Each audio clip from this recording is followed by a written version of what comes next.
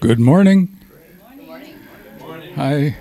Hello, everyone, and welcome to the 454th Coffee and Conversation that this museum has had.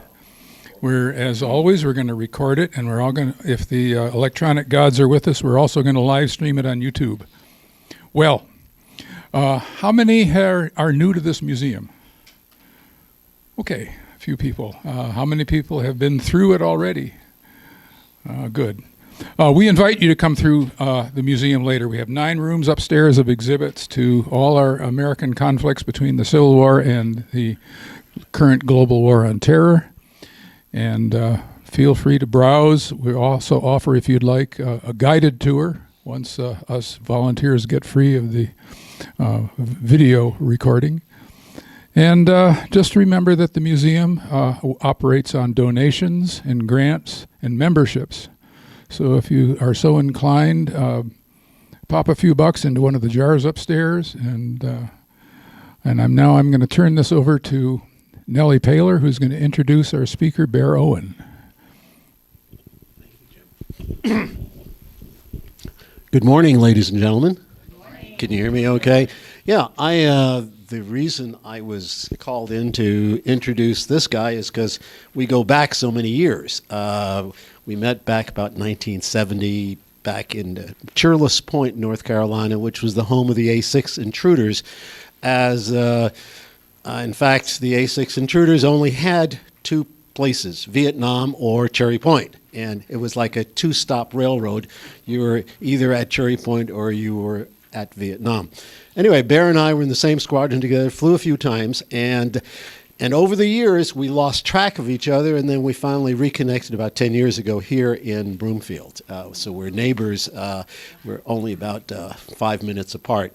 And after all those years and all those sea stories that I have heard over the years, I can tell you, without any temerity, that they're true because they've only changed a little. And was that fish? The old story about once upon a time as for a fairy tale, and this is no BS for a sea story. So anyway, Bear has a wonderful gift of being able to tell stories and personalize them, and that's one of the things that I know that he'll bring today. So without further ado, let me introduce you to, I think that was his baptized name, Bear Owen. Thank you, Nellie.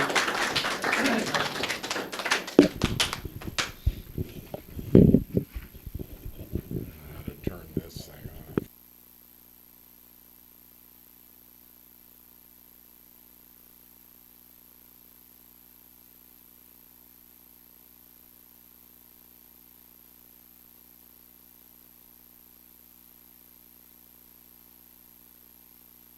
Audiovisual support, and it's a real honor to be here today to speak.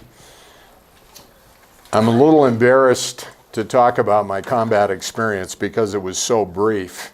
You should have been here 2 weeks ago if you weren't, to hear Lieutenant Colonel Paylor talk about his experiences during 2 combat tours in Vietnam, one flying out of Chu Lai Marine Corps Air Station in South Vietnam, and then one deployed with Carrier Air Wing 15 as the first Marine A-6 squadron to go to sea on one of our carriers, which was a very prestigious honor for the Marine Corps to do that.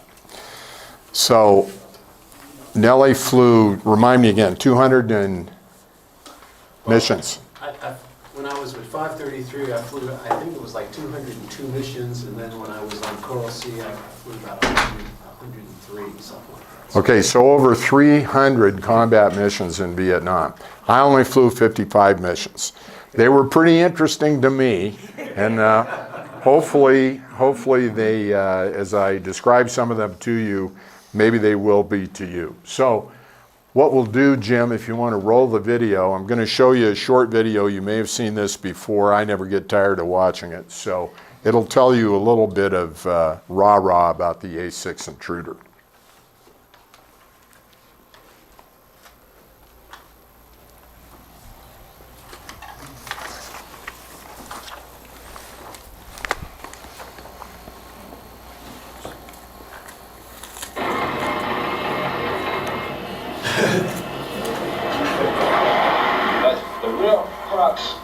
the A-6 is about is the fact that the A-6 can do it any time, and with the A-6E, we can do it with a high degree of reliability. It can be a beautiful day, or it can be a foul night where the ceilings are down at 100 feet and the visibility is a half a mile. It doesn't make any difference, and that's why the A-6 is worth its salt. Bad weather and darkness have been key elements in greatly reducing the advantages of U.S. air power, allowing the enemy to move freely while U.S. planes sat on carrier decks and remote airfields waiting for the weather to clear. With the advent of the A-6E Intruder, however, effective U.S. air power is available round the clock in any weather conditions. One of a kind in the defense inventory, it is the only aircraft capable of penetrating thick ground fog, heavy rains, or intense cloud cover to detect, identify, and attack fixed or moving enemy targets. That's 28 500-pound bombs on that airplane. Electronically, the A-6E is a new airplane with the latest radar, inertial navigation, and computer system, key elements in its all-weather tracking capability. But the first Intruder, the A-6A, flew early in the 1960s and made its mark in Vietnam. Since then, the airplane has gone through an extensive product development program, so that today it is a most versatile weapon system, capable of leading other aircraft into target areas and handling close air support, interdiction, and deep strike missions, with a bomb load second only to the B-52. And with a new CD concept, the A-6E is now being used as an ASW vehicle as well. Anti-submarine warfare. This is a short airfield for tactical support with a ground-based catapult shuttle. By keying a radar beacon on the ground with the computer system of the A-6E, close air support can be carried out with an accuracy in air-to-ground weapons that was previously unattainable with a non-radar significant target. To take full advantage of the system's capabilities, Marines have put pilots in the field as forward air controllers to direct beacon operations. And they know the air side and they know the ground side, and therefore the coordination is extremely good, and the response from the aircraft is good because they're talking to people of their own type. Frustrating when you get out there, you've got the aircraft, you've got the enemy situation developing, but you haven't got the weather to get any kind of ordnance on the target. What this RAPFAC will do for you either at night when it's essentially IFR condition or in cloudy weather where you can't see the ground, you can load up a RAPFAC and essentially it's just a transponder, and he can set it up, and with his radar in the A-6, the Grumman A-6, he can paint that beacon, you can give him the important information, and he can, from that beacon, get an offset bombing point, pick it up and destroy the enemy without ever seeing them. And that's going all the way through, up to the desk. The bird is coming over, making contact, being passed out to the forward air controllers, running the strike, and the ordnance on the ground in 33 minutes. These guys will put them anywhere you want them. It's just a question of how close to you do you dare put it. The A-6 is called upon to do several different missions. Somebody has to back off and say, I can do with less of this, but I've got to have more of that, and be ready to pay for it. Anytime you talk performance on an aircraft, you're talking about compromises or trade-offs depending on what you're looking for in the airplane. The designers of the A-6 made a compromise, but by making that compromise, we are able to carry a large weapons load. We can carry 15,000 pounds of external stores, and we can carry it pretty well to the fringes of the envelope. The A-6 is a very stable airplane, and as you learn in elementary aerodynamics, when you get that stability, you trade off some maneuverability. Yet the A-6 is very maneuverable. You've got heavy stick forces. You feel like you might be driving a Mack truck as compared to some more maneuverable airplanes, but it will maneuver, and it'll put bombs on target in any condition. It maintains its energy. You're doing 360 knots running in on a target for a pop-up attack. You can cob it and pull up, and you'll have 300 knots for the rolling. You'll have that airspeed. You've got a 10,000, deck to 10,000 foot pop-up capability with about a 3 to 4 miles ahead. And put it on the target with the accuracy that the A-6 can deliver the ordnance and get home with enough gas left to go to an alternate. Performance is only part of the story. The hottest airplane in the inventory isn't worth the hangar space it occupies if you can't rely on it consistently. And anytime you're dealing with a sophisticated weapon system, you're faced with problems of availability and maintainability. Readiness is what it's all about. Pilots never want to miss a sortie, and maintenance personnel pride themselves on quick turnarounds to meet demanding flight schedules. With the system reliability of the A-6E, aircraft can be turned around in 45 minutes. And intruder squadrons are making more sortie commitments with total weapon system capability. A built-in test system helps the crew determine status of the various A-6E weapon system components in a matter of minutes. A complete operational check can be accomplished in less than half an hour. Go, no-go in under 15 minutes. The crew knows exactly what they have to work with before they take off. And the bombardier navigator is often able to troubleshoot in-flight malfunctions while in the air, providing a more meaningful debrief back on the deck. To package this kind of capability in one aircraft, and then to keep that aircraft an effective fighting machine over the years in the face of constantly changing technologies and new threats, takes a lot of airplane to start with, and a continuous program of product improvement.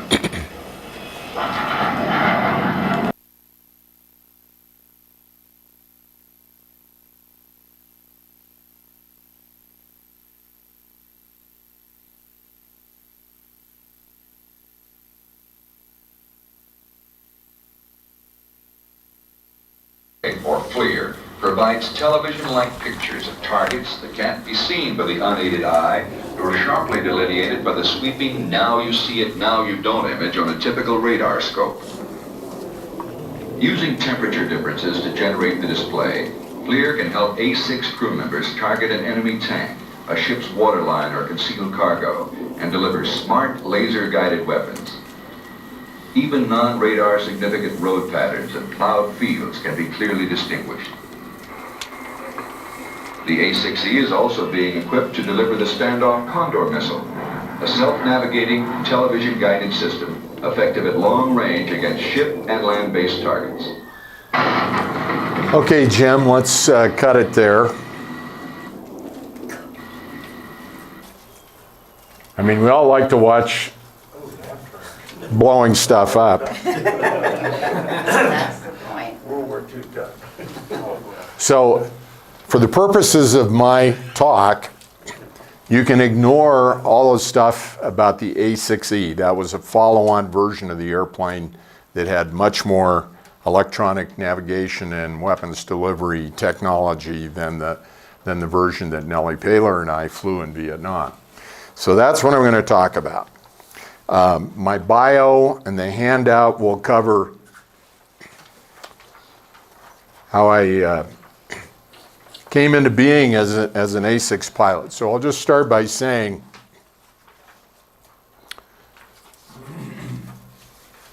I heard on the radio, tiny lead, you're taking fire, you're taking fire. Well, that was pretty obvious to me because there were all these black and white clouds of anti-aircraft flak going off all around my airplane and kind of tracing my path as I'm in a 30-degree dive bombing run down to release my bombs. The word ordnance, that means the stuff you can drop off the airplane. Try not to use too much jargon.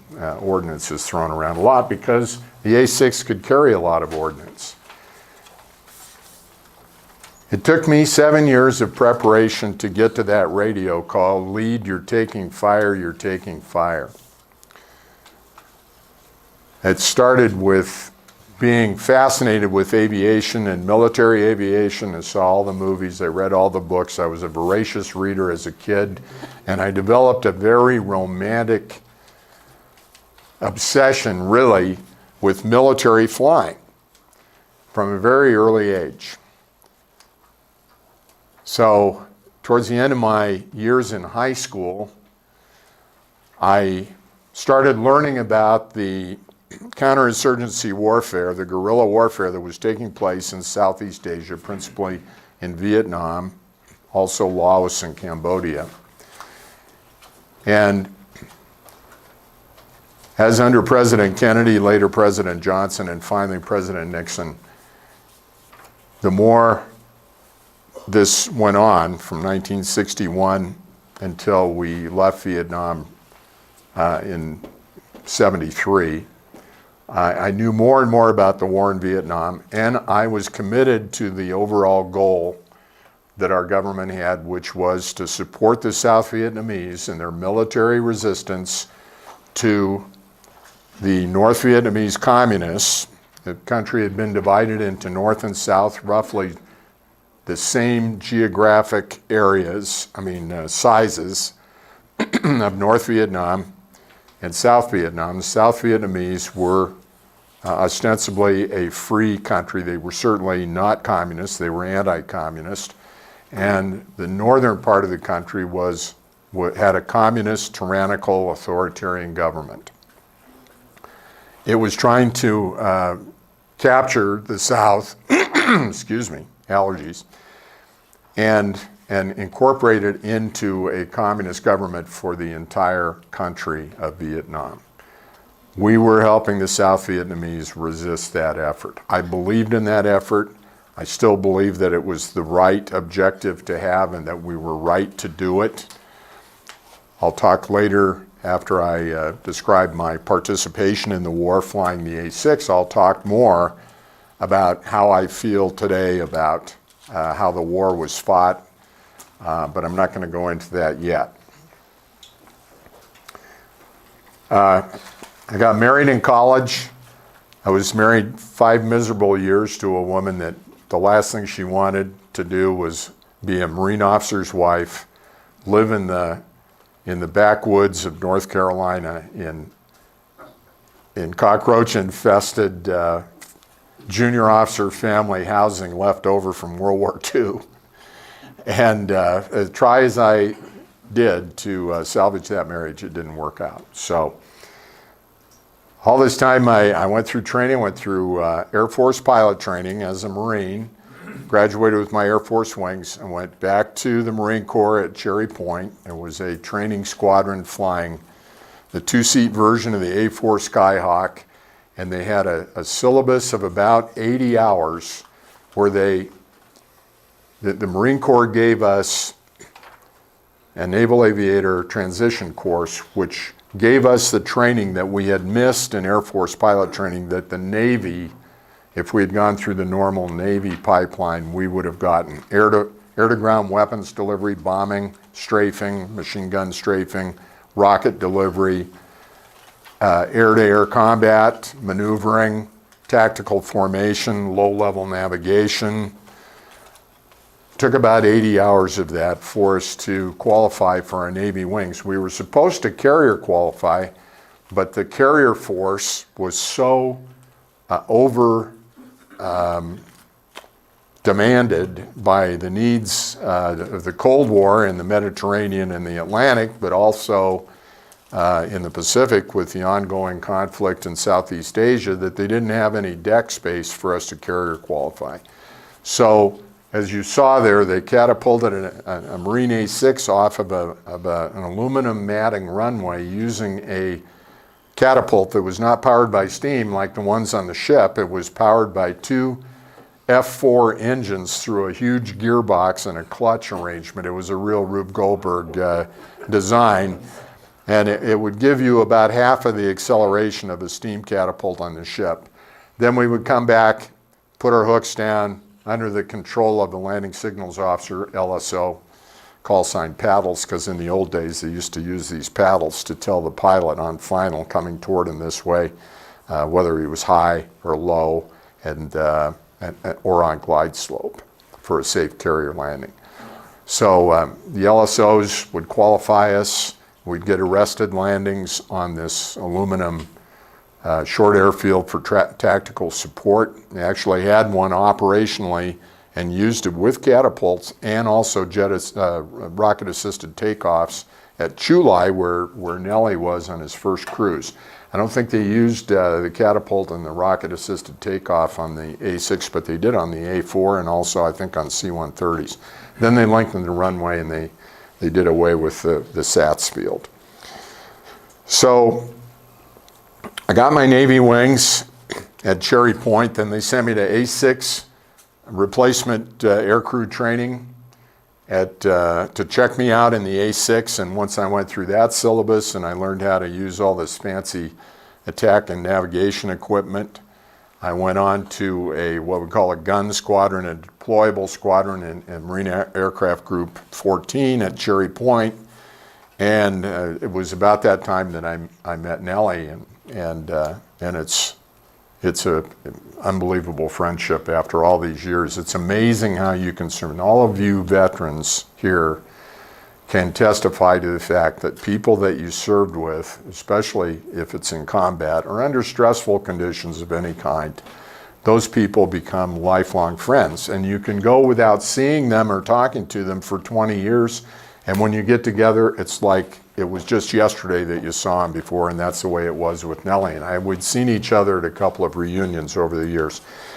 So, finished checking out in the A-6, had a short stint with the people in the squadron that went to the Coral Sea, and then I went on. I had orders to the 1st Marine Aircraft Wing in Iwakuni, Japan. That was the headquarters of the 1st Marine Aircraft Wing. The wing had about 10 flying squadrons. Many of them had been in Vietnam. They'd been withdrawn when Nixon was elected in '68. It started withdrawing American ground forces from Vietnam. It was called Vietnamization of the war, also called by us, de-Americanization of the war. We pulled all the Marine ground forces out, except advisors to the South Vietnamese Marines and ARVN, which stands for Army of the Republic of Vietnam. We still had American advisors, but because of the political pressure of the anti-war movement in the States, Nixon decided to pull out the Marine ground forces and a lot of the Army forces in South Vietnam and turn the responsibility for maintaining the sovereign borders and control of South Vietnam over to the South Vietnamese, which on paper that sounds good. But we continued to provide air support from Air Force units, wings, fighters, attack airplanes, forward air controllers, and a lot of more secret mission kinds of reconnaissance out of Thailand, several big Air Force bases in Thailand, and the carrier squadrons that were in the South China Sea. You can see here in a map of, wrong button. This is South Vietnam. There's an almost equal landmass extending from here up here to the top of the map that is not shown here. This is just the Republic of Vietnam. The Marines had operational responsibility for combat. This is from beginning in the early 1960s. From here's Chu Lai where Nellie was, and from about this area here all the way up to the demilitarized zone that separated North and South Vietnam, that was the Marines' responsibility. And after they pulled the Marine ground forces out and the Air Forces, Marine Air Forces out, this was turned over. Responsibility for protecting this and defending this was turned over to the South Vietnamese. And the war was kind of in a phase of lull starting in '69 with the beginnings of the drawdown, 70, 71. So when I got orders to Iwakuni, Japan, it looked like my chances of going to Vietnam and the 7 years of preparation had been wasted. I mean, we had real world Cold War responsibilities. Out of Iwakuni, A-6s could carry nuclear weapons. So we were starting, as the squadrons were pulled out of Vietnam, we were starting to go back into qualifying the air crews to drop nuclear bombs and plan for targets as part of the single integrated operation plan called the PSYOP that was Strategic Air Command, Navy, Marine Corps, anything that could carry anything bigger than a nuclear hand grenade was incorporated into that. And that was the mutual assured destruction philosophy and a concept that we think probably prevented World War III, nuclear World War III. So we're right at that stage when I got to Iwakuni. I had fallen in love with a woman in California when I'd been on the Coral Sea, and it became very serious really fast. And so I talked her into, I was quite a salesman. I talked her into giving up her career with the world's largest cosmetic company at the time, Max Factor, one of the largest, selling her worldly possessions or sending them out of state to her family, and going to Japan with me for a year of what I described to her was a 1-year shopping trip in the Orient.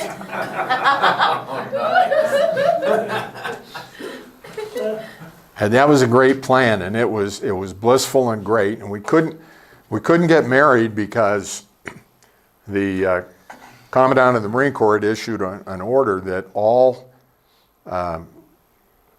Marines that were sent to the Western Pacific on unaccompanied tours could not have their dependents with them overseas for more than a 2-month visit. So we said, okay, well, we'll go, we'll have a good time in Japan, and then when I have 60 days left on my tour, we'll discuss the M word. And she agreed to that. So we were living in a great little Japanese house. Everything in Japan like that is small. It had, it was almost like a paper house, but it met our needs. We bought a pair of Suzuki motorcycles, and we were riding them all over Japan, and we were just having a great time. It was like a paid vacation in Japan. But the North Vietnamese had other ideas, and one of the greatest intelligence failures in the history of the Vietnam War was that the North Vietnamese built up a huge conventional force right on the DMZ, and on the week of Easter week of 1972, they invaded across the DMZ and out of Laos, and they pushed the South Vietnamese defensive forces all the way down to Da Nang, which, I don't know, Da Nang's got to be on here somewhere, right, guys? Hey, my assistant, I'm going to give this to you. There's Da Nang. So the North Vietnamese got down to here. We had, let's see, where's Phu Bai? Phu Bai was a Marine Corps air station for helicopters during the Marine participation in the ground war. The North Vietnamese actually had a surface-to-air missile site like the ones you've all heard about that were defending Hanoi and Haiphong and the Red River Valley during the bulk of the air war against North Vietnam. They had one set up at Phu Bai. So that's how desperate the South Vietnamese were. So all of a sudden, the balloon goes up. We start packing up, ready to go. Marines are usually half packed up, ready to go at any given time. And in a matter of a couple of weeks, our sister squadrons that were in A4s went into Vietnam, into Bien Hoa, which was an Air Force base. And they didn't know what to do with us, with the A6s. They sent the F4s to Da Nang in country, but the Nixon administration didn't want them staying there. They wanted to keep, it was a numbers game. How many people are still in Vietnam? We're supposed to be withdrawing. So it was an uncomfortable situation. They wanted to get the F4s out of Vietnam, out of Da Nang. So they mixed us into an aircraft group with 2 squadrons of F4s. And then where to put us? Well, Thailand was the obvious place, but the Air Force was sending in all these squadrons from the United States, from Clark Air Base in the Philippines. They were reinforcing and doing combat operations, trying to kick the North Vietnamese back out of South Vietnam. So the story was that there were a few airfields that either hadn't been used or had been closed in Thailand. And one of them was built for the Air Force F-111 wing that was initially deployed to Thailand in 1967. The F-111s had a similar mission to the A-6, all-weather attack. And they had all this magic stuff, later iteration than the A-6, the new state-of-the-art in low-altitude navigation and attack. And it was a great concept. And the idea was that the pilot in the left seat and the weapons systems operator in the right seat, they didn't call them bombardier navigators like we did, WISOs, weapons systems operator, that they would fly on autopilot with through mountainous terrain where the airplane would follow, using onboard radar, would follow the terrain and into North Vietnam without being detected by radar and destroy targets in North Vietnam. And it was a fast airplane. It could go supersonic at low altitude. So it was the latest, greatest thing. The only problem was the airfield was not ready for him in '67. It was still under construction by one of these mega contractors in the United States. It was in phase one of the construction process when the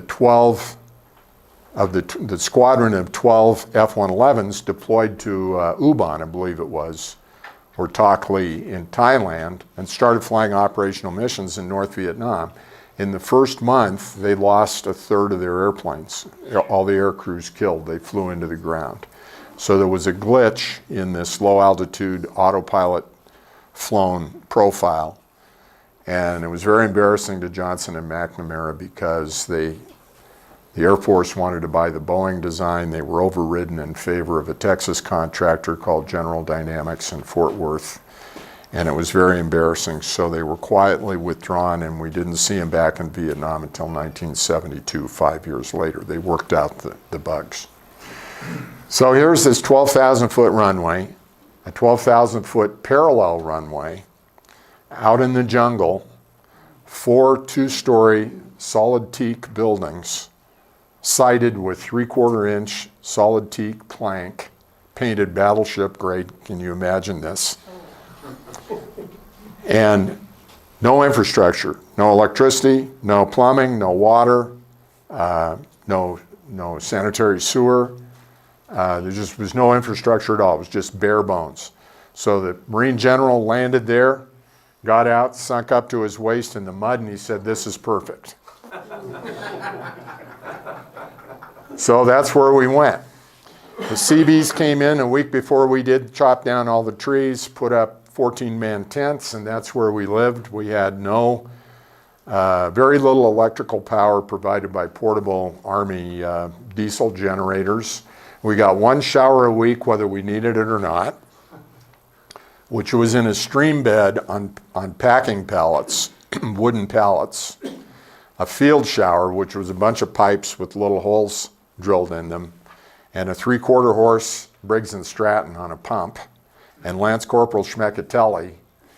And we're walking through waist-high grass. We've been repeatedly warned that the area was infested with cobras and an even more poisonous snake called the banded crate. So we weren't prepared. We didn't have enough flashlight batteries. So we get 1 or 2 guys and like 20 people walking through this waist-high grass, hoping that somebody else would get bitten by the snakes. We never had a snake bite victim, but it was pretty nerve-wracking. So we got down in the stream bed in this clay on these crates. Schmeckatelli would fire up the 3/4 horse Briggs & Stratton, and we'd all get wet, and then he'd give us about 30 seconds of that. And then if we were lucky enough to have a bar of soap or a buddy that had a bar of soap, or lucky enough to rub up against somebody who had a bar of soap, we would get soaped up, and then Schmeckatelli'd say, "Okay, gentlemen," and he'd start it up again, and we'd wash off. We got one of those once a week. Food was terrible. We were eating sea rations, which are canned meals, and we heated them with little trioxine tablets that smelled like formaldehyde. So we just ate them cold because the smell destroyed your appetite. It just smelled awful.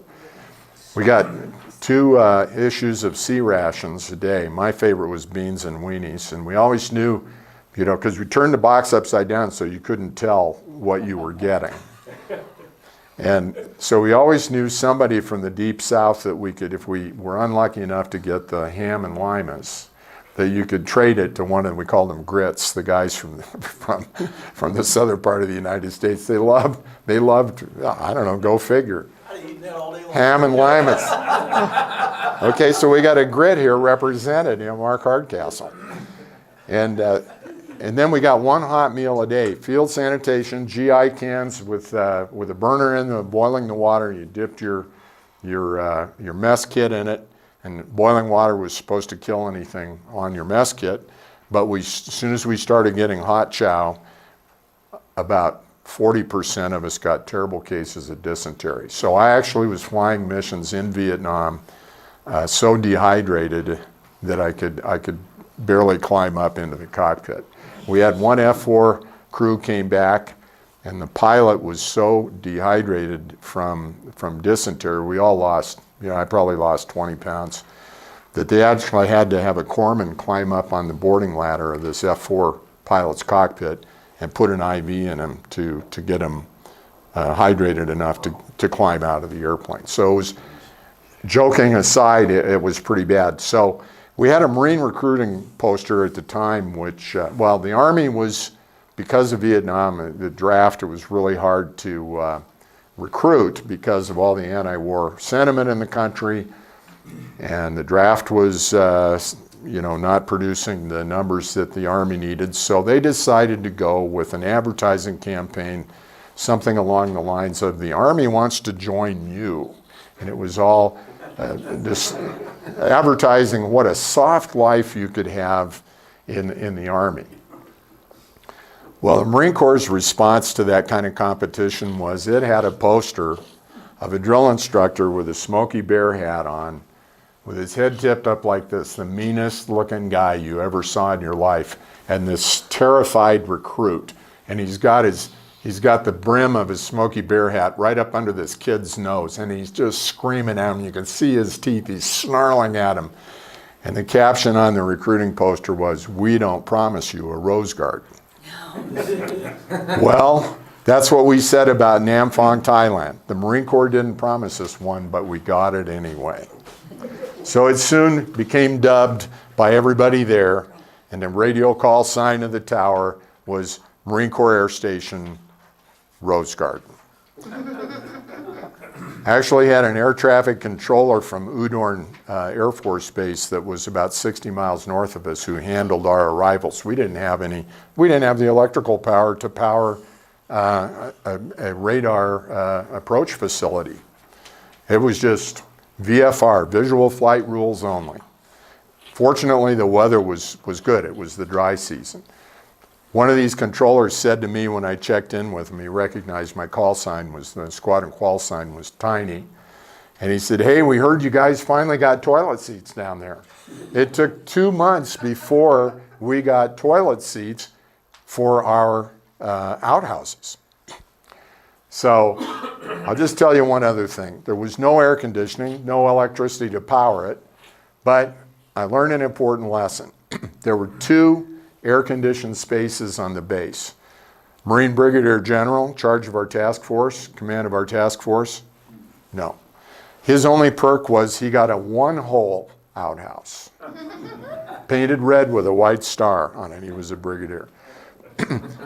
And the first air-conditioned space was Military Airlift Command flew in supplies with C-130s and C-141s and some passengers in and out.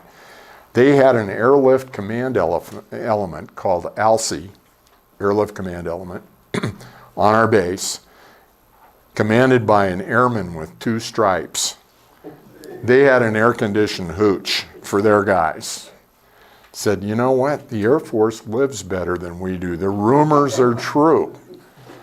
The other air-conditioned space was a semi-van from the Army and Exchange Service, Army and Air Force Exchange Service, like the PX, had an air-conditioned van with 4 barber chairs in it, parked in our area down by the flight line, and you could go in there And you could get a haircut in an air conditioner. So I used to get about 3 or 4 haircuts a week because the only place you could get comfortable, because it was 100 degrees. It was just horrible. Okay, so let's talk about the flying. We get there, we start combat operations right away. Well, all that fancy stuff you saw in the movie about all-weather attack, don't even have to see the target, well, it all goes out the window. Because all of that very delicate, sensitive equipment in these black boxes, there's in the belly of the A-6 inside between the engines. I don't know how many boxes. You want to take a guess, Nellie? No. Scores of electronic boxes that were the heart of the system. The radar, the inertial navigation system, the computers.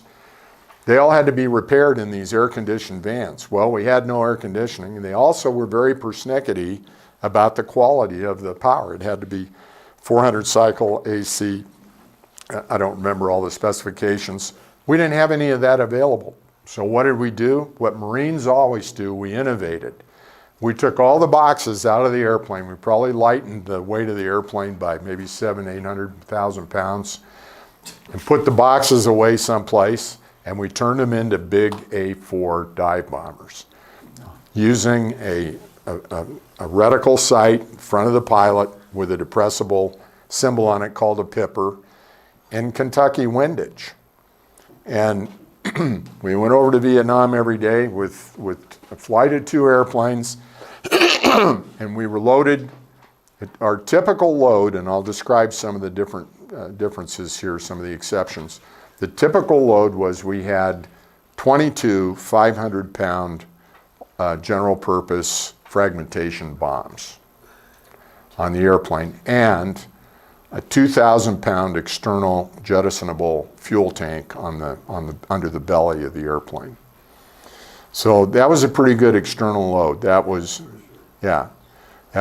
about 14,000 pounds, roughly the same amount of ordnance that a B-17, World War II B-17 could haul.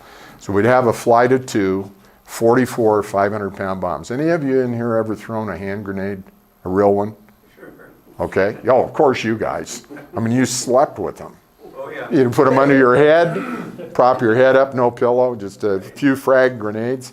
Well, in basic school, as a second lieutenant in the Marines, being trained as an infantry officer first before I went to flight school, we all had to throw a grenade. So we had some, dummy ones, so we threw them. And instructors wanted to make sure we could get them far enough so that we weren't still in the frag pattern when they went off. The average lieutenant could throw one about 40 or 50 feet, and they weighed about a pound. And we were in little concrete bunkers. And some terrified enlisted guy who survived Vietnam, now he's facing a brand new second lieutenant who's like the dumbest thing on earth. He hands him a grenade and watches him pull the pin and makes sure that he throws it in the right direction, downrange, throws it and then gets him down behind his concrete blocks, and it makes one hell of a bang when it goes off. I mean, it's eye-watering. It's shocking, the concussion and the sound that comes from 16 pounds of shrapnel and however much high explosive there is in that grenade. Now, think about this. We carried 22 bombs that weighed 500 pounds apiece that were each 500 times more powerful than a hand grenade. That was a lot of destructive power. And they made a big bang when they went off. I was at 8,000 feet when mine went off, so it wasn't too bad actually climbing up to 8,000 feet after I dropped a bunch of them. You could tell them, you could see the concussion waves as the ordnance went off. You could literally see the physical concussion waves. And if you were standing in those concussion waves, a human being or animals or anything, you're gone because it blow out your ears and everything else. It's amazing. It's hard to believe the destructive power of the bombs as Bear is talking about, but it's important that you understand that this is what we carried all the time. If they needed us to make some big holes for them, we also carried, and I did drop some 2,000 pounders. We'd carry 5 2,000 pound bombs on an A6. But we found the most effective for the type of work we were doing, which was destruction of North Vietnamese and main force Viet Cong units, were 500 pound bombs. We also, if you want to show us this one right here.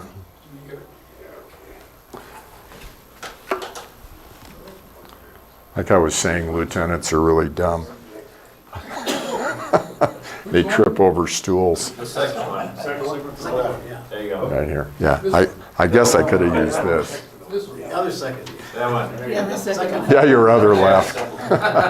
Poor Jim. It's the other left. See the abuse you get, Jim? It's just terrible. What? Okay, so this is on takeoff at Nam Phuong, Rose Garden. This is an unusual, we did do some of this, but we found that it was not, the feedback was that it was not as effective as just dropping a lot of big bombs.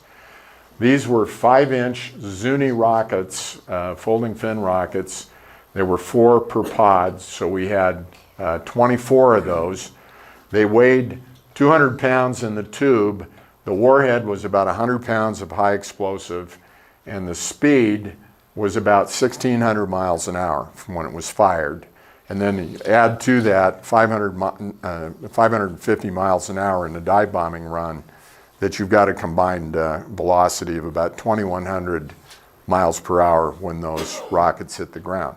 But they're good against point targets like bunkers that you can see, but they were trying to keep us up high where we weren't making low angle bombing runs or rocket runs, because the ground defense anti-aircraft artillery that they were shooting at us, plus small arms, every little North Vietnamese soldier up there blazing away with his AK-47 or a light machine gun, they wanted to keep us away from the ground because we were getting losing too many airplanes to ground fire. So here's your 24 Zuni rockets and 6 500-pound bombs and 2 fuel tanks with 2,000 pounds of fuel in each one.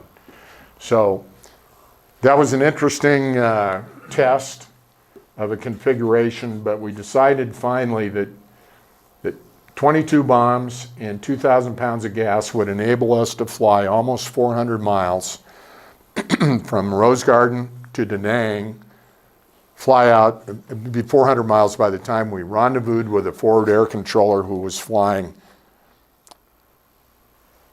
an airplane like this, if you can see this poster here, basically a Cessna or an OV-10 Bronco armed with 2.75-inch rockets, white phosphorus rockets, which they would mark the target. They'd describe the target to us and then tell us which way we wanted to run in, what the friendly and enemy situation was on the ground. And we would roll in from 8,000 feet into a 30-degree dive bombing run. Now, we were supposed to use 45 because now they had shoulder-launched, heat-seeking, man-portable missiles called the Strela or the SA-7. It was built by you mentioned it in your book. Now, Dan. the question I had, they first started using the Strela during that 72 invasion, right? Yes. Okay. We actually had an F-4 from our group, got hit by one, and it blew half of the rudder off, and it embedded a lot of its pieces in the back end of this Phantom, F-4 Phantom. And we had been told by Intel that they could not hit a fast mover above 2,000 feet. Well, this guy was going 500 knots. We dropped his ordnance and pulled out, and they hit him with it. So that was when I told the senior majors in my squadron, when they told me I was using too many flares. We used decoy flares, and I used them on every run. We'd drop a couple in the dive bombing run, poop them out of the back of the airplane. They were magnesium flares, and the heat-seeking missiles would home on those instead of our jet exhaust. And then I'd pull up, and when I got the nose well above the horizon, my BN, Gary Dalgen, he knew because we briefed all this, as soon as I let off on the G, a G is the force of gravity that's on you right now, we were pulling out at 5 times that. So if you weighed 200 pounds, your body weighed 1,000 pounds. If your head weighed 20 pounds, it weighed 100 pounds. So pull 5G, get the nose up, get accelerating away from the threats on the ground, and then as soon as he felt me ease off on the G, because you don't want to have a lot of G on the airplane when you bank, because it makes asymmetrical forces on the wings. You can tear the wings off. So I'd let off on the G to 1G, and we're smoking up at 450 knots. It's about 500 miles an hour. And then he would push out some flares. They blew out of the back end of the airplane, out of the back of the fuselage. And as soon as we would do that, then I would roll and pull, and then he'd feel me let off on the G to jink the opposite direction to be unpredictable to the gunners on the ground. And then we'd put out some more flares. So we were protecting ourselves in the run and then jinking off the run to put out decoy flares and then move away from them. And it was a good tactic. But you could not see these shoulder-fired missiles when they were fired at you. They left little or no smoke trail.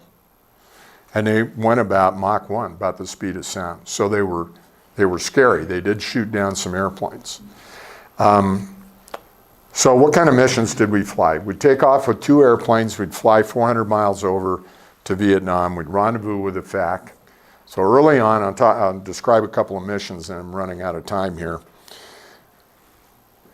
We would we'd set up a racetrack pattern over the target. And down below, we would spot the forward air controller airplane, which had the tops of his wings painted white so we could see him against the vegetation on the ground. And they were either what we call the push me, pull you, the Cessna Skymaster, Super Skymaster, which had an engine on the nose and an engine on the back end with 2 booms. You can see them flying around. There are quite a few of them in service as civilian aircraft. And they would, when we said we could see them, then they would roll into a steep dive, and they would fire a missile, a rocket that when it hit the target, it would make a puff of white smoke. And then the forward air controller would say, okay, from my smoke, you see my smoke? We'd say, Roger, we see your smoke.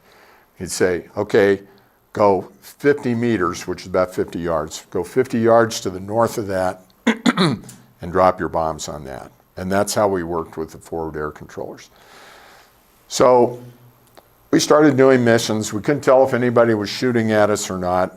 No visible anti-aircraft fire. And then one day we got sent to rendezvous with a FAC over a village called Cam Lo. These guys know well where Cam Lo. I'm sure you've been there. Well, the North Vietnamese had a big concentration of troops at Cam Lo, and it was a huge transshipment point for supplies, men, materiel, weapons into South Vietnam during this post-Easter week invasion of South Vietnam. So the FAC described the target, said it was supply caches, weapons, vehicles. So it was such a pretty little town. It had a wall around it, and I was new there, and I thought, well, we're trying to avoid damage to civilian structures and cultural features. So I laid a nice stick of 6, called a stick, 6 bombs, about 50 feet apart, right outside the wall. And the FAC said, no, not outside the wall, inside the wall. Anti-aircraft fire was coming up on every run. And so that's when I learned that this was real, that there were little guys down there on the ground that were trying to kill me. And it made it very, very personal. That was my introduction to combat in a real sense. So all this ordnance that we carried, we said we were ugly but well hung. I mean, I don't know who came up with that.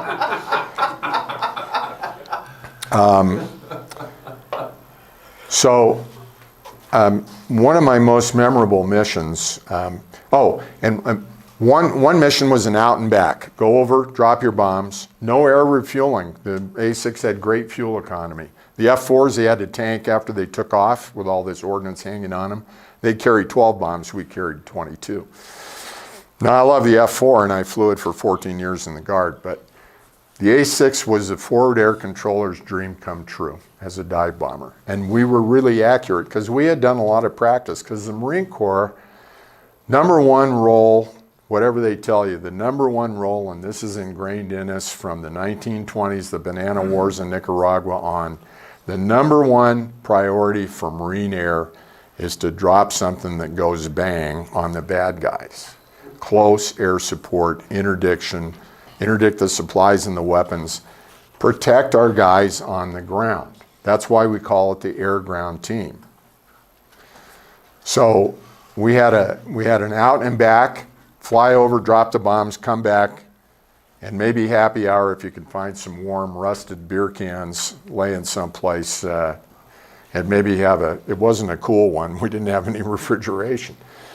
The other mission was the first mission of the day. We'd take 2 airplanes, we'd fly over to Vietnam, we'd work with the FAC, drop our bombs, and then land at Da Nang, because they didn't have to count us as being in Vietnam. This is just a temporary fuel and rearmament stop.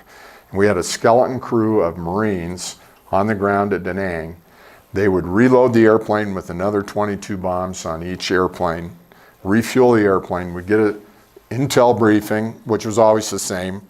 The South Vietnamese Marines are fighting their way up the east side of Route 1, and the South Vietnamese ARVN Rangers are fighting their way up the west side of, it was the same one. I could give it in my sleep. It never changed.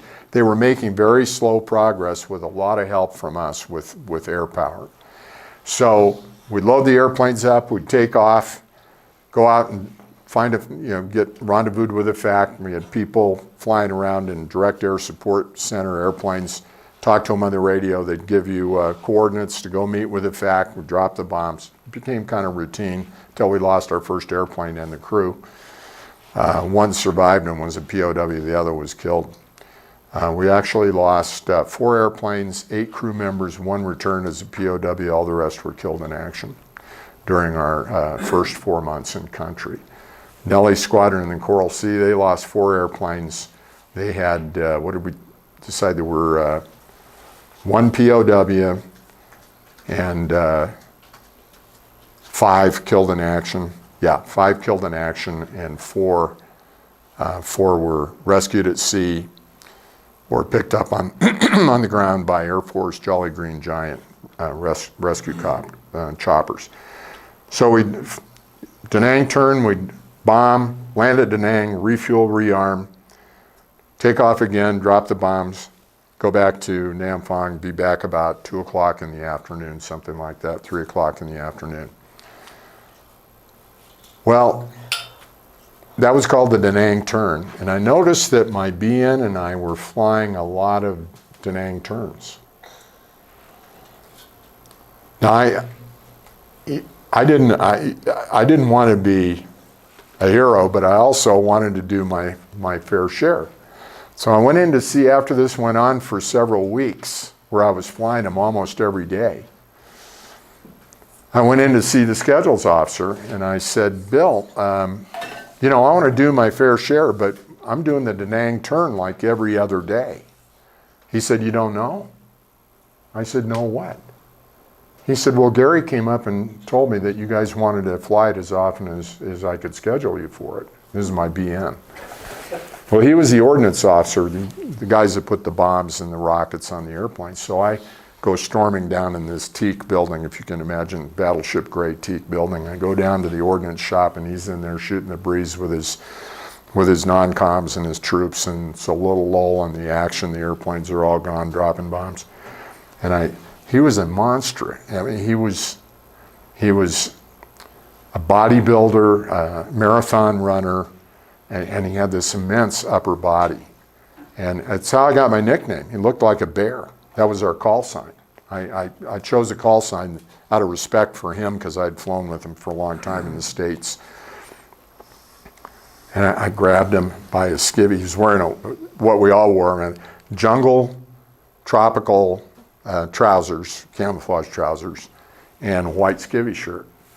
Well, I grabbed him by his white skivvy shirt. He was sitting down, and I pulled him up like this. I don't know where I got the strength. It was superhuman. It's like when a car rolls over on somebody and you find a way to lift it off of him. That's how much strength I had. And I pulled him up till his nose was right here. And I said, what do you mean? Did you volunteer us for the Da Nang turn every day? And he said, yeah. And I said, well, I guess the obvious question would be, why? He said, oh, well, that's very simple. Ice cream. They had ice cream at Da Nang. So if we flew, while we were getting refueled and rearmed, there was a little flight line snack shack where he could get, he said, it's not really ice cream, it's frozen custard, it's soft ice cream. So he could get ice cream. He was addicted to ice cream. So he was willing to get shot at twice a day for an ice cream cone. So we all have our priorities. I didn't happen to agree with his. Did you start getting the ice cream? Well, I never made the connection. Yeah, I went over and got an ice cream cone with him. I didn't know that it doubled my chances of getting killed in combat. Expensive ice cream. So the scary thing was dropping the bombs. It's very demoralizing. The guys, the empty bunks in your tent. You're losing your friends. You don't know if they got out of the airplane ejected successfully or not. Most of them didn't. These guys got a lot of Purple Hearts from their service on the ground, and I wouldn't trade places with them. But in aviation, a Purple Heart is almost always posthumous. You're dead when you get it. So we didn't want any Purple Hearts, that was for sure. Nobody does. So some of the scary stuff that we did that I think was probably, besides walking through the banded crates and the Cobras to get Schmeckatelli to put some water on us, it was really hot in Thailand in the summer, 100 degrees. Now we have an airplane that weighs 60,000 pounds of bombs, fuel, an airplane, and two guys in it. And we're going to roll out on a 12,000 foot runway, and it's 100 degrees out, which means the pressure altitude is probably up somewhere up around 10 or 12,000 feet. It's like taking off from Leadville. So we roll out on the runway, we run the throttles up to full military power, and we watch the exhaust gas temperature gauge until it stabilizes as hot as it's going to get. And that was the best indication we had that it's not going to develop any more thrust than it is right now, and we would roll. And the wingman would take a 10-second interval, and then he would roll. So now we're slowly, painfully accelerating down this runway. And you can see the end, and then the trees off the end, you know, and you're like going like this, trying to get up a little more speed. And I had some really scary ones where my nose wheel was probably in the overrun off the end of the runway. They had like 1,500 feet of asphalt off the end of a concrete runway. And we're going to lift off at about 175 miles an hour. And it's taken me 2 miles to get there. And you can feel your sphincter start to take a bite out of the seat cushion. I mean, a real firm bite. You know, like it's not going to let go for a while.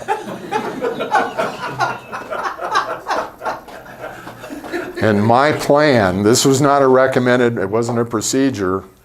My plan was, right, here's the land, I'm sitting there like this, and here's the landing gear retraction handle is right here, and right below it is a little collar that's painted with, you know, barber pole stripes, yellow and black, like, don't touch this unless you really mean it.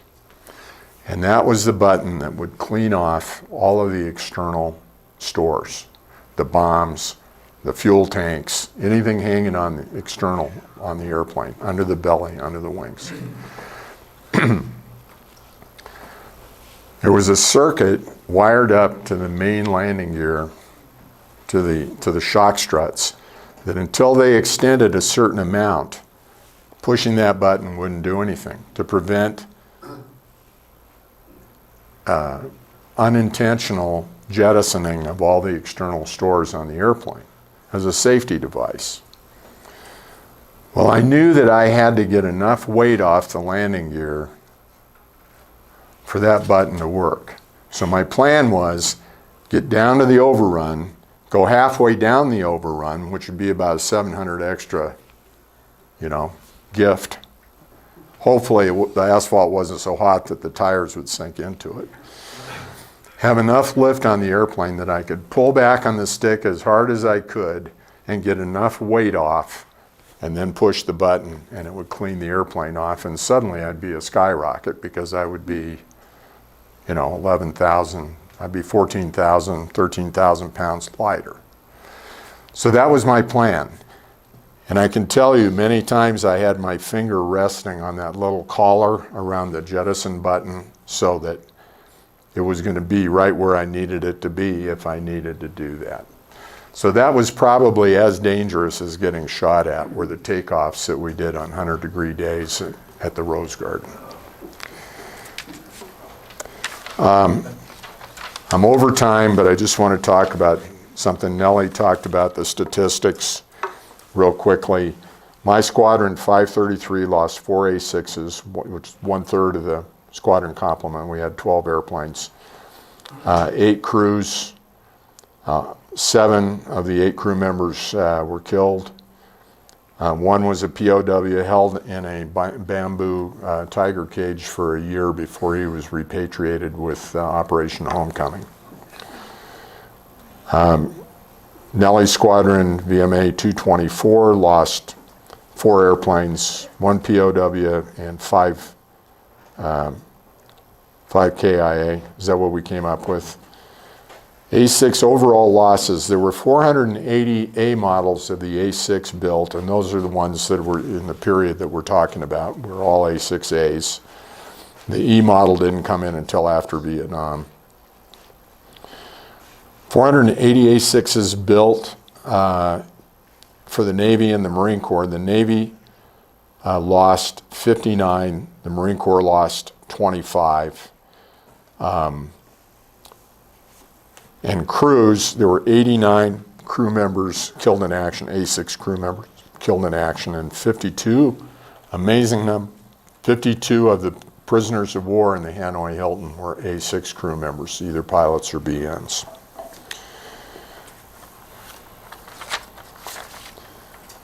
Okay, now I'm going over, but with your indulgence, I want to cover something that's really, really important to me.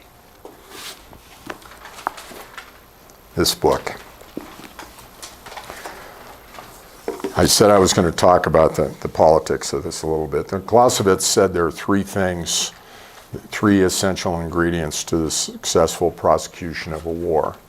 1 is a clear, rational, attainable objective.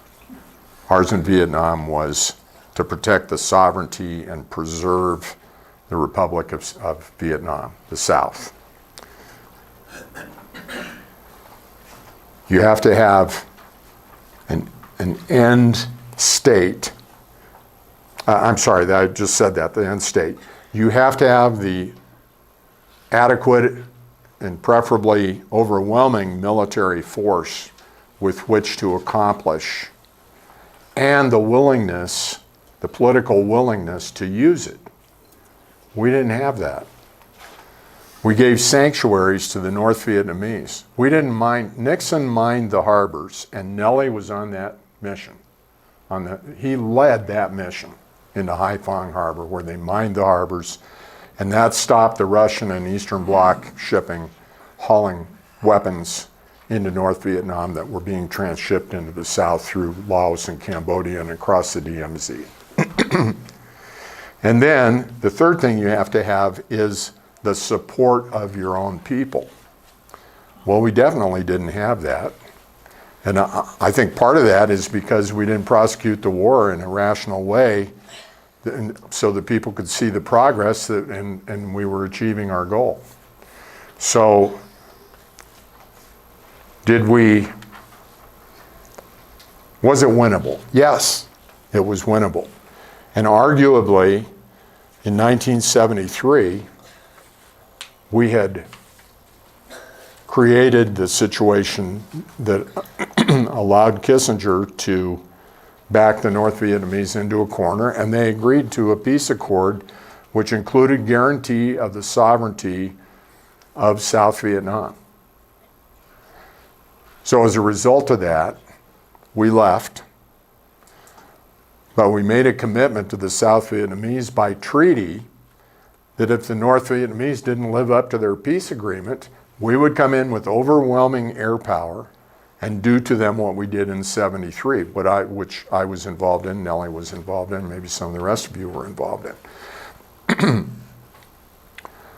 I have tremendous shame and feelings of guilt because we did not fulfill that promise to the South Vietnamese. Left-wing, anti-war forces or anti-war sentiment in the United States Congress refused to give President Ford the authorization and the funding to fulfill our promise to the South Vietnamese. If we had, South Vietnam, I think, would be a shining competitor, capitalist competitor to South Korea. Maybe you don't all agree with that, but that was the goal. And in '73, wishful thinking in Washington, D.C. was, yeah, we've created another South Korea. You know, they're going to be great. They're going to be making cars and refrigerators for us. And it didn't happen. So whenever I meet an American of Vietnamese descent, I apologize to them for what my country did to them. I'm really ashamed of that. And I carried that guilt around with me. I mean, one of the worst things I ever saw was the evacuation of the last people out of the embassy in 1975 in Saigon. One of the blackest days in our history. And I thought about my friends and your friends. We had 60,000 killed in action in that war. We had 140,000 wounded, some of them extremely severely. We see them today. In terrible condition. Not to mention the cases of PTSD, which is as debilitating as a physical injury for many people. So I walled that off and I carried it around in a box in the back of my head for years. I didn't want to take it out and look at it. And then because of an organization that I'm a member of, and we have three guys here, Cooper's Troopers and Nellie and me, meets once a month at the American Legion Club post in Arvada.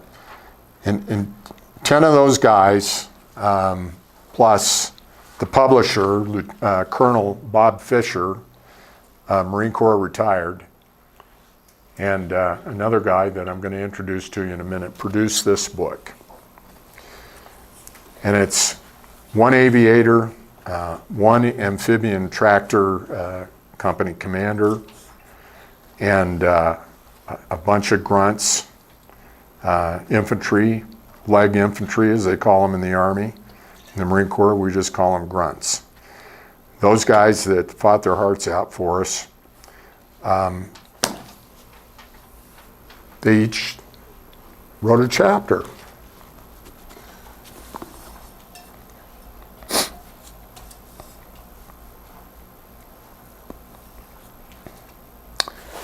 And reading this book was a life-changing event for me because they all felt the same way I did.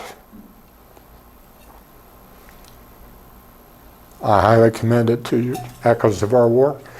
Excuse me, I always get choked up when I talk about it. Give me a second here. We're honored to have with us today three gentlemen from Cooper's Troopers who came to suffer through this again with me. I'll just introduce them from right to left. Captain Dan Gunther. Amphibian tractors, supported the Phoenix program, counterintelligence, played a crucial role in the counterinsurgency. He served 2 tours in Vietnam, a total of, if I remember correctly, how many months? 19 months. 19 months, okay. Sitting next to him is Grady Birdsong. Just stand up, please. Grady was a combat radio operator, communications radio specialist, volunteered to do back-to-back tours in Vietnam, and has been a guiding light for the Cooper's Troopers organization, which is a joy and a comfort to a lot of good Marines. One of the guys that wrote a chapter in this book is a Navy hospital corpsman. We always love our docs. For those of you that don't know, the Navy provides some Marine Corps chaplains, physicians, nurses, and most importantly, the hospital corpsmen that treat battle wounds right at the place they happen. So, and third, not last, is Mark Hardcastle. Mark, please. Mark did a masterful job, and I will say this too. Dan is a graduate of the Writer's Workshop at the University of Iowa, and he has published 7 books. I just finished the second one yesterday.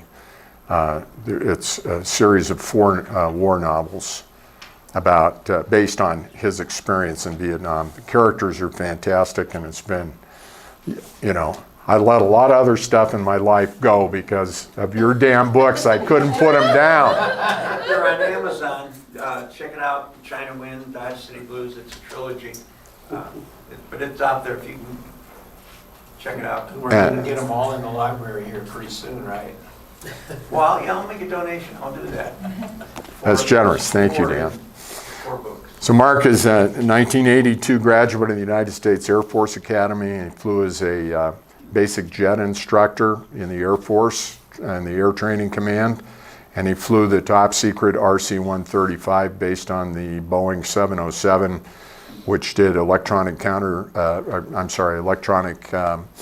intelligence gathering and a lot of other stuff that he'd have to shoot you if he told you what it was. And a dear friend. And their combined efforts with Colonel Bob Fisher and these wonderful Marines and Navy corpsmen and one Marine aviator in this book, it's a must-read, and it changed my life because they all talk about how they felt about the aftermath of the war, and it matched how I feel. So that's all I have to say, and I thank you very much for letting me run over by 20 minutes. Thank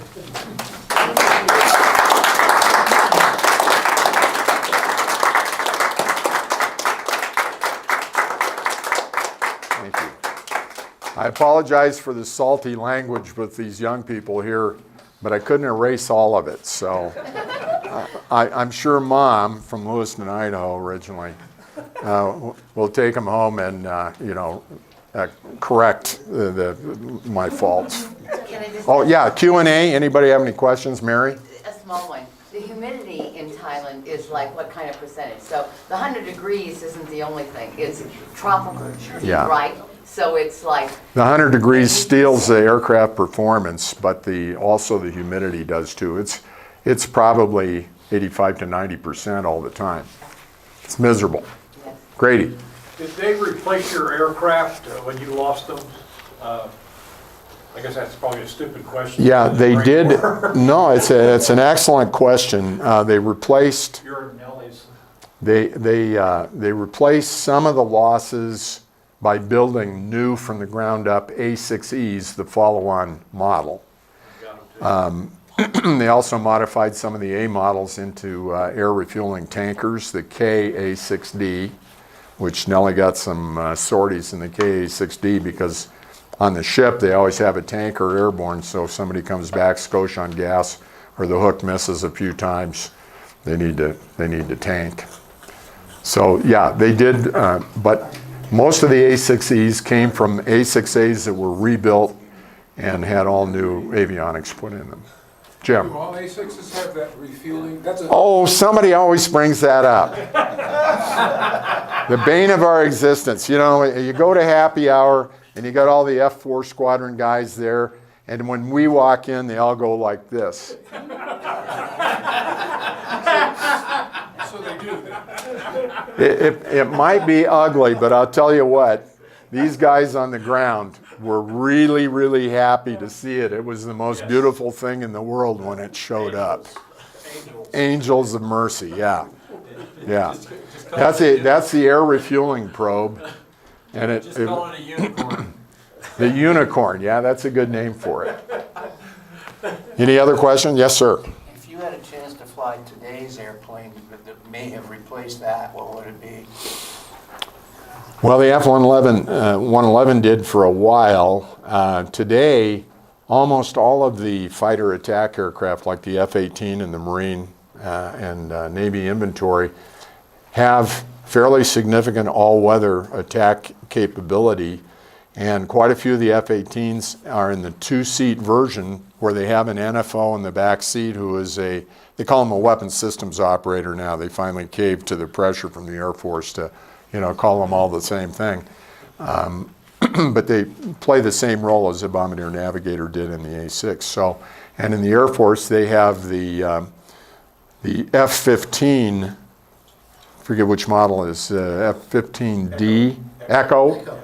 Is a strike, they call it a fighter. In the Air Force, they call everything a fighter because they all want to be fighter pilots. But anyway, yeah, the F-15E has all-weather attack capability. Now the F-35, I believe, has a really significant all-weather attack capability. Over-the-horizon missiles, too. It's amazing. That F-35, and one of the things about it is it's got such amazing capabilities that with some toggle switches, you go from one mode to another. My argument is I saw it a couple of years ago at one of the reunions where they had a cockpit of it, and my question was, how does the pilot have the ability to make that adjustment over a brief period of time? And their response is that it takes about a 3 to 4 month training period for them to learn to understand the capabilities of each of the different modes. And it's absolutely, my argument is, why not have a BN whose job is to track those different modes and let that pilot's workload be flying that airplane and getting you back safely and denying any airborne threats, which are, And then maybe most importantly, Nellie, is the value of two brains problem solving and working together. I'm a big believer in a crew-served weapon system, but unfortunately the Air Force and often the other services have what I call a single seat mentality. And in the F-16, I flew my last flight with the G suit on in the F-16D, which is the most overpowered machine I've ever been in my life. And they have buttons on the throttle. The throttle's over here, there's an armrest, because it flies around doing 9 Gs all the time. You can't hold your arm up. You can't, even though they have weight rooms in the ready room. On the throttle, there are all these buttons. And then on the stick, there's all these buttons. And they call it learning to play the piccolo. That's what they call it. They do a lot of ground training and simulator training to get to manipulate the weapon systems and select different stations for different weapons that are loaded on the airplane at the same time. It's for me, there's no substitute for having a second head in the game, in the airplane, who has the same skin in the game, so to speak. Mary. When you got into Thailand and were based there, with no modern facilities, you found that the bombs were not going to work that were equipped on the airplane, or that needed to be loaded onto the airplane? I mean, I just want to go through this. That's a good, very good question. Engineered the bombs for the next months that you were there. Is that what happened? No. Okay. I'm glad you asked that question. We want to clear this up. All the electronic equipment that we couldn't maintain, and we just took all of the stuff out of the airplanes because of we just didn't have the electrical power for these air-conditioned vans. We had 12 air-conditioned vans that all worked on different pieces of equipment that fit into the airplane. We just took all that stuff out because we didn't have the adequate environment to work on them. Thanks. Dan, good to see you. Thank you for being here. The bombs were just dumb bombs. So they're either aimed by this onboard magic system that we took out of the airplane. Now the bombs are being aimed by me with what I used to call, we all called the Mark I Motto eyeball. We had a reticle sight, which was well, you've heard of a heads-up display called a HUD. You can buy it in cars now. Projects the speedometer and I don't know, all kinds of functions on the inside of the windshield. Well, we had something similar to that, and we put the ballistics from a big book of ballistics for the type of bomb we were dropping, what altitude we're going to drop it from, the dive angle we're going to drop it from, the airspeed we're going to drop it from. So here you are as a pilot, just a stick and rudder guy at 8,000 feet in a racetrack pattern with the big picture of the world out there, and you're going to roll this airplane up like this, almost inverted, and you're going to bring the nose down until it gets to a 30-degree angle below the horizon. Watching the target takes a lot of experience to do this, a lot of practice. And it's like a rifle range. The reticle on my gun sight, my bomb sight, is the rear sight on a rifle or a pistol. And the target itself is the front sight.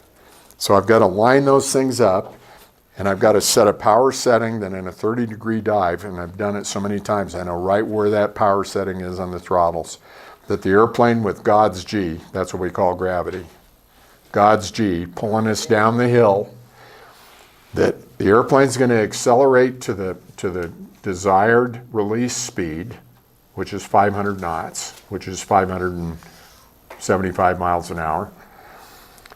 At the release altitude, which is pre-calculated, that we're going to drop it at a certain altitude, the bomb. And so we got dive angle and altitude and airspeed. These all have to come together at the perfect second. Now, I was never very good in pilot training. I almost washed out of pilot training because it was not easy for me. I had all this romantic, I wanted it so bad. I just wasn't a natural talent. So it was a struggle for me. But eventually, I just worked so hard at it that I got to be, maybe a little above average, I'd like to think. Pat myself on the back. But the one thing I was a natural at was you also have to correct for wind. Because when the bomb comes off, it's going to drift downwind until it hits the target. So you're going to drop it at 3,000 feet above the ground, and it's going to track in the direction of the wind. So Kentucky windage. I made some shots as a kid, I have to pat myself on the back, with a .22 rifle that when I go back to 50th, 60th reunions, and I see Johnny Jones and I say, do you remember where I killed those 2 pigeons at 150 yards with my .22 with one shot? And he goes, yeah, how could I ever forget it? So I don't know how to describe it. You either are born with it or you're not. But some people that shoot shotguns at clay pigeons would not agree with this assessment of my native abilities. But to let that pipper drift over to a wind-corrected release point and the BN in the right seat, he's watching the altimeter unwind and he's calling off the altitudes and he's calling off the dive angle, because the dive angle is very critical. If you're steep, you're going to drop short. If you're shallow, you're going to drop long. And when they're friendlies surrounding the target, you can't afford to drop short or long. I didn't get time to tell you about the mission that I was proudest of that this all figures into. But this brain replaced all those black boxes that would have done it automatically for me. It's just seat of the pants flying and a lot of practice. Grady. One other question. The bombs are dumb. The pilot's smart. Sorry. Thank you so much. Thank you for coming. Try to forget some of my talk, okay? About sphincters and ejection seats. This is a two-pronged question Go. to the pilots. And we got Mark and Colonel Miller and Nellie Taylor, Colonel Taylor, and yourself. How much above? And don't forget Bill here, who gave thousands of check rides, including private check ride to my grandson, who's now a 767 captain.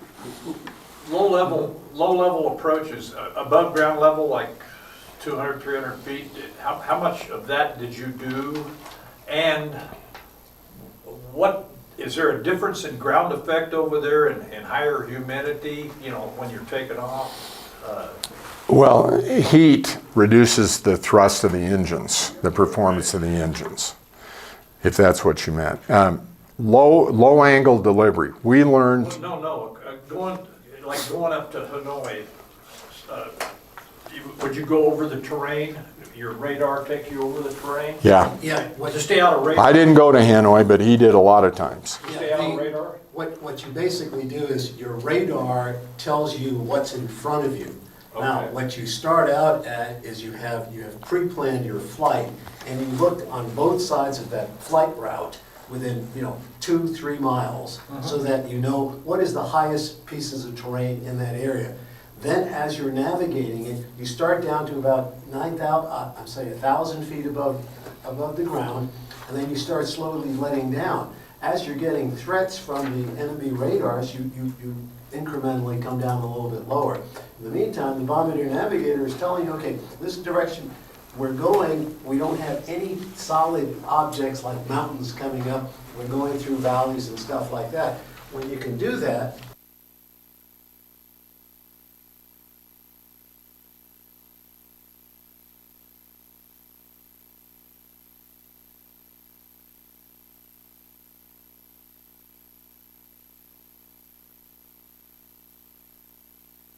confidence. That's why that crew level concept, the second tour which I had, I flew 60% of my hops with the same guy.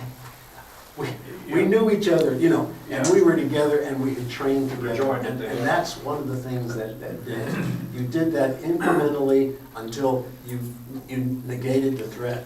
And then at some point you just said, okay, we may have to go a little bit lower because of the threat. But Did you do a lot of low level or high level? The majority? Well, with the Navy, after we started this set in 1972, the end of 71, 72, the Navy and the Air Force wanted a lot of bombs on targets, so they would have 25 to 30 airplanes loaded with bombs coming in at 28,000 feet and dropping their bombs, and that we lost an awful lot of airplanes. Obvious. When our A-6 squadrons, the Marine squadrons, were doing it at night from 66 to 60,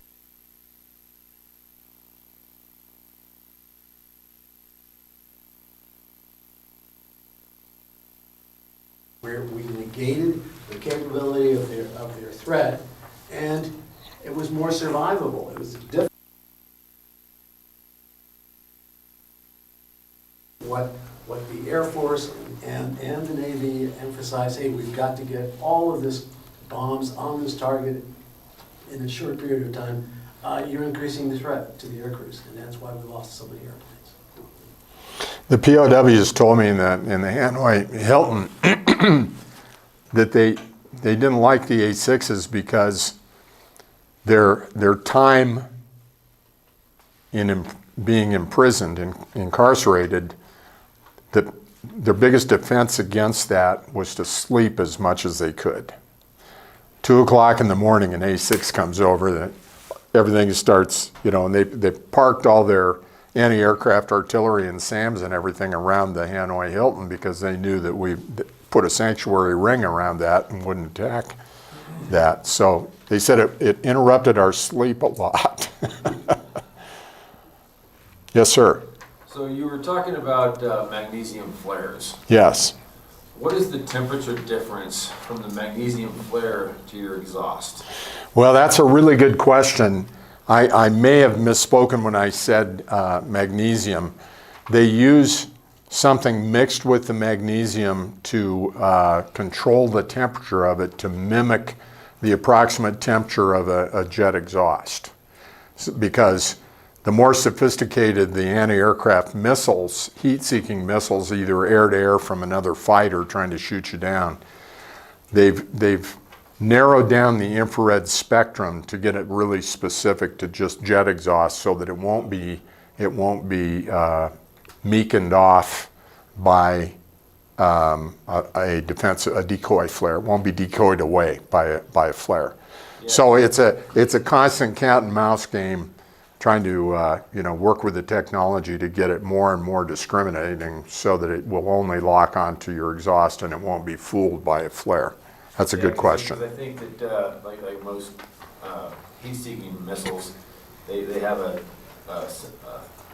thing in them where if all of a sudden they detect something way hotter, they'll block that. Mm-hmm. So. Okay. Yeah, they either have an aperture, or electronically they reduce the, they just ignore it. Electronically ignores the bright flash. Thank you. Okay. Anybody else? Well, I got one though. Say the pilot can't get off the ground, he feels he's got to jettison his load. Can those bombs be reused again, or does it blow up everything? No, I don't think so. You're a very responsible citizen that you want to recycle and save Uncle Sam's dollars, but no. The bombs, I forgot to talk about fuses, because in your minds you must have been thinking, well, if you jettison all those bombs and they hit the runway right underneath you at an altitude of 20 feet, you're dead anyway. You're dead anyway. But the fuses that screw into the nose of a 500-pound or a 2,000 or a 1,000-pound bomb, they have a little propeller on the nose. You can set timing in seconds from the time of release to when the bomb is armed, to give it time to separate from the aircraft, so that if it runs into another bomb because a bent fin or a fin flies off and one flops over and hits another one when you're dropping 6, 8, 22 of them at a time, that it's going to go off, but you're going to be out of the frag pattern. So the ordnance people, based on squadron standard operating procedure for the type of missions you're doing, they'll set the number of seconds of delay for arming. On the nose of the fuse is a little propeller, and this is old technology. This goes back to World War II. There's a little propeller, and it has a wire, a real stiff wire, through a hole in that propeller, and then it's secured to the side of the bomb. So if you jettison the load in the situation I had described, where I can't get off the ground because it's too hot and my engines aren't powerful enough, that wire, the propeller will not have time to turn enough revolutions before it's armed. So it's gonna be a dud. So you can use it over again. You could, but the impact of it falling on concrete would probably damage it beyond repair. The other thing is that if the bomb is jettisoned, the entire MUR, the ejector rack that the bombs are in, yes, that all comes down, so the bombs don't separate from the ejector rack. Okay. What that ejector rack does is it has a little explosion and it pushes the bomb away from the ejection, right, as part of the dropping sequence. So if you jettison the whole thing, it's not likely that those bombs are going to harm. Okay. Yeah. Anybody else? Well, thanks for your patience and your attention. I'm flattered. Thank you very much. Thank you for the talk and here's a challenge. Thanks a lot. That's reusable. I've already got a couple, so. Here's something to put it in. All right. Thank you, Jim. Thank you all, gentlemen and ladies. Will you join me at the donut bar? Any donuts left, Jim? Lou? We really didn't get the story of why your name is Bear. The guy that I flew with looked like a bear. He had an ursine face.